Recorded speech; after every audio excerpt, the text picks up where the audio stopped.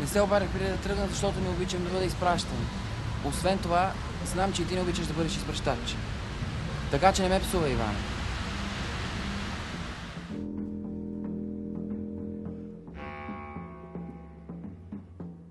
Камен е катастрофирал в кома. Вчера блъснала го някаква жена, връщал се от репетиция. Обади се негов съсед. Знае, че ти си най-добрият му приятел. Каза, че трябва да заминеш веднага. I'm real sorry, but we don't grant visas in such cases.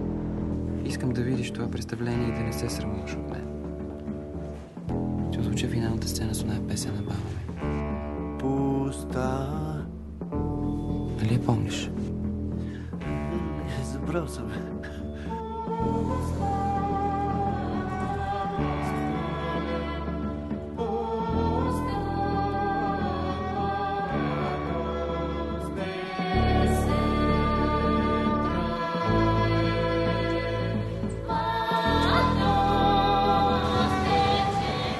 Не.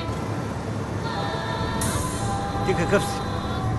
Тръгнал съм към едно село да търся една песен. Ти кога тераш тук в нашото село? Аз съм приятел на Камен. На баба Митра, дето е починала. Търся една песен.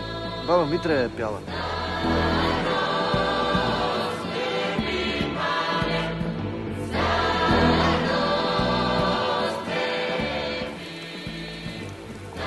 От селото съм, което си се родил.